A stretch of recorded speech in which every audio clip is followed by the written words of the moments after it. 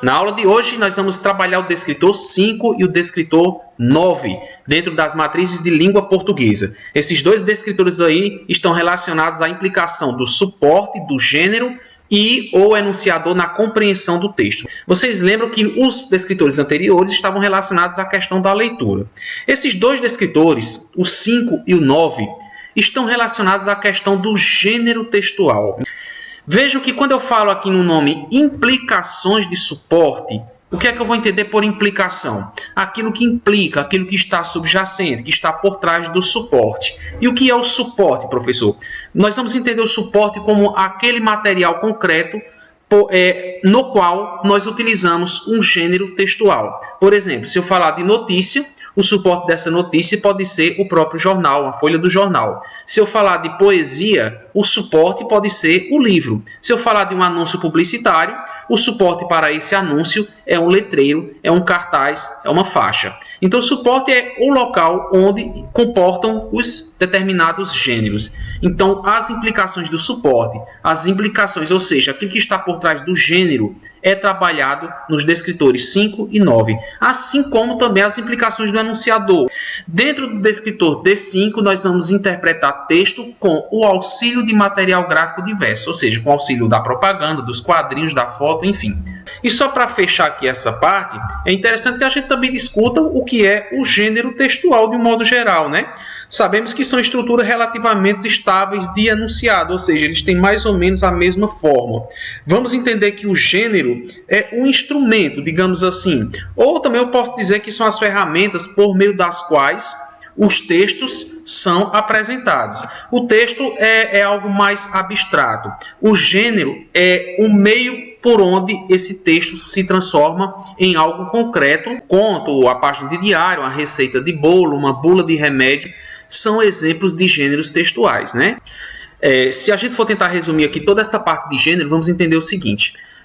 Nós nos comunicamos por meio de textos. Só que esses textos só chegam ao interlocutor quando nós escolhemos um gênero adequado para estabelecermos essa comunicação.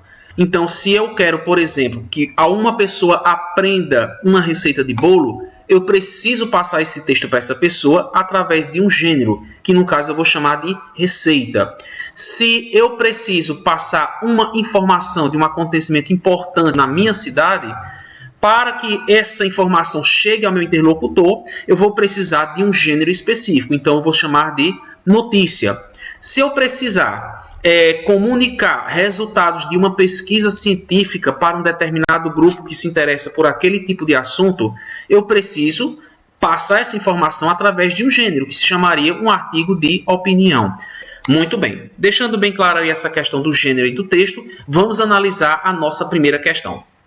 Vocês observam aqui, por exemplo, o texto, leia o texto abaixo, vocês têm aqui o Chico Bento e o Zé Lelé, e ele diz o seguinte, Chico Bento: ô Zé Lelé, não fica aí parado, faz alguma coisa. E o Zé Lelé foi fazer alguma coisa, né? Só que ele foi jogar bola. A cara do Chico Bento já disse que ele não gostou muito da atitude do colega, porque obviamente ele esperava alguma coisa. E nós temos a pergunta que diz o seguinte: de acordo com esse texto, o garoto pendurado no galho da árvore desejava. Letra A, desejava que Zé Lelé conversasse com ele. Letra B, que Zé Lelé jogasse futebol. Letra C, que Zé Lelé lhe ajudasse a descer do galho. E letra D, que Zé Lelé também subisse no galho. Para chegar à alternativa correta, o que é que o aluno vai precisar perceber? Primeiramente, entender que gênero textual é esse que foi utilizado. O gênero tirinha em quadrinhos normalmente é um gênero humorístico, em alguns momentos crítico também, mas tudo pendendo para o humor. Levando em conta que é um gênero de humor e que o humor se realiza quando há alguma coisa que foge ao sentido real, ou seja, há uma situação nova, uma situação que surpreenda, e essa situação que surpreende é engraçada, a resposta correta seria a letra C. Ao invés de ele fazer alguma coisa para tirá-lo do galho da árvore, ele resolveu apenas ficar jogando bola, ok? Vamos para a próxima questão, que diz o seguinte, olha só, uma questão do SPAES. Esse texto, no caso aqui nós temos um texto visual, né? Sempre é bom lembrar que texto é todo ato comunicativo. Um texto não necessariamente precisa ter palavras. Nesse caso aqui, nós temos um texto visual, porque a imagem é a que fala por si só, né? Embora elas formem aqui, no caso, uma sigla interessante que vai fazer com que o aluno traga à tona o seu conhecimento de mundo para interpretar a imagem. Então vamos ver aqui o seguinte, esse texto aborda o quê? A importância da madeira para o artesanato, letra B. A utilidade dos códigos de emergência, letra C. O acúmulo de lixo nas ruas da cidade. Ou letra D, o desmatamento, o problema do desmatamento. Bom, eu vejo aqui um pedaço de madeira cortado, né? Apenas o toco dela. Nós temos aqui alguns galhos retorcidos formando 3 letras, né? Na verdade 2, que formam o primeiro S e o terceiro S. E o toco da madeira cortada formaria a letra O. O aluno tem que prestar atenção no seguinte, se ele sabe que está diante de uma imagem, e essa imagem é um texto porque ela traz um sentido, né? Ela traz um sentido que precisa ser assimilado pelo seu interlocutor, ou seja, estamos diante de uma charge, o aluno vai lembrar que a charge é um texto crítico. Ele tem a intenção de denunciar, de criticar, mas sem utilizar palavras para isso. Então, conhecer o gênero textual seria suficiente para que o aluno, ao fazer uma análise mais profunda desse texto aqui, percebesse que a alternativa correta seria a letra D, o problema do desmatamento, né? Já que a árvore está arrancada, já que não tem nada, nenhuma outra árvore ao seu redor, né? Apenas esses galhos ressequidos aí em torno dela, e também pela questão do SOS. SOS que significa socorro, né? Quem está pedindo socorro no caso é a mata, né? São as árvores. Portanto, alternativa D. Agora a gente vai analisar aqui o descritor de número 9. Nesse descritor a gente pretende identificar a finalidade de textos de diferentes gêneros. Pegando essa questão, nós temos o seguinte, leia o texto abaixo. Esta combinação não. Remédios para emagrecer devem ser evitados por quem corre. O motivo? Normalmente eles contêm estimulantes que aumentam a frequência cardíaca e aceleram o metabolismo. Ou seja, o corredor pode sofrer taquicardias e desidratar-se. Quando há uso de medicamentos, o indicado são exercícios bem leves, com intensidade abaixo de 60% da capacidade cardiorrespiratória do praticante, diz o treinador.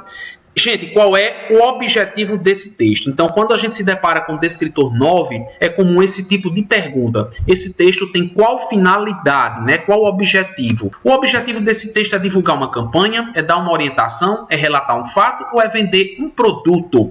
Você vai perceber o seguinte, esse é um texto informativo.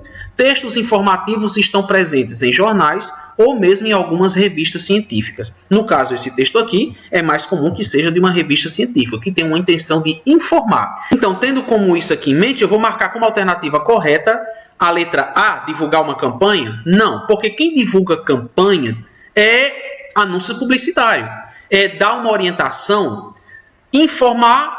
Se eu te informar alguma coisa, obviamente que eu estou te orientando, né? Então, tudo leva a crer que é a letra B. Mas vamos ver a letra C. Relatar um fato? Não. Relatar um fato, como a própria palavra aqui está dizendo, um fato. Um fato será relatado, será narrado, será apresentado para você. É um fato específico. Não é a letra C. Quem relata um fato, normalmente são o gênero textual depoimento ou então o relato pessoal, né? Aqui não é relatar um fato. Vender um produto? Não, porque um gênero responsável por vender um produto seria uma propaganda. No caso, com certeza, nós vamos marcar como alternativa correta aqui a alternativa B. É um texto que serve para dar uma orientação ao seu interlocutor, certo? Vamos agora à questão seguinte, questão 4, voltada ainda a esse mesmo descritor 9. A finalidade do texto seguinte, nós temos aqui do lado, né? Um ursinho, a carinha do ursinho aqui parece que ele está meio triste, né? E ele está pensando, aqui a gente recorre aos artifícios do gênero quadrinhos, né? A nuvem de pensamento, ele está pensando ou lembrando uma menininha que o está abraçando. Abaixo nós temos uma pequena frase, né? Um pequeno slogan que diz o seguinte, carência, ele está sentindo falta de alguém para brincar. Pronto. Esse é o único trecho verbal deste texto que nós temos aqui, né? A gente percebe que esse texto aqui é um anúncio publicitário, né? Uma divulgação de campanha, para ser mais específico. Então, dentro dessa divulgação de campanha, nós temos as seguintes perguntas. A finalidade do texto é criticar o desperdício de brinquedo pelas crianças? É anunciar o lançamento de um novo ursinho de pelúcia? É convencer as crianças a doarem brinquedos usados?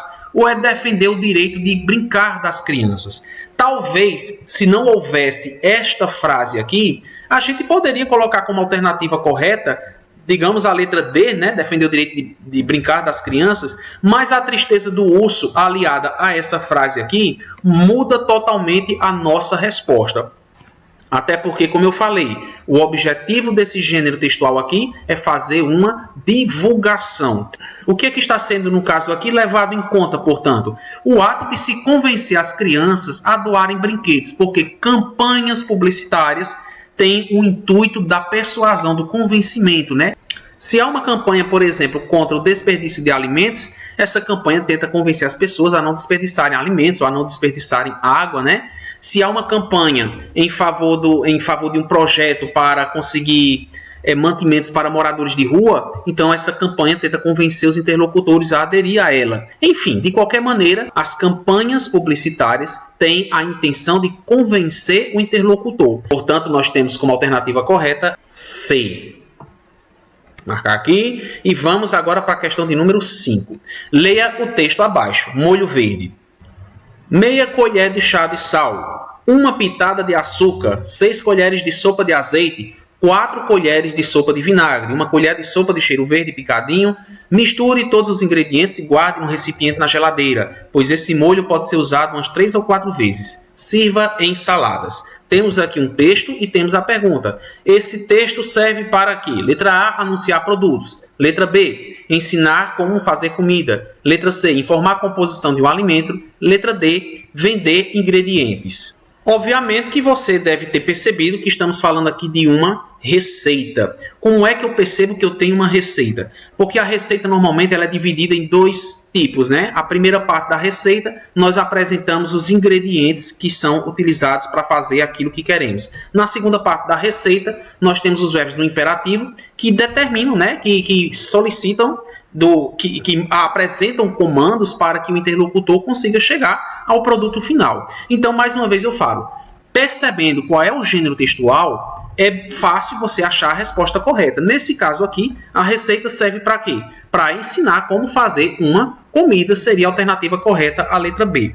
Ok, pessoal? Então, por hoje é isso aqui e a gente volta numa próxima aula com mais descritores. Até lá!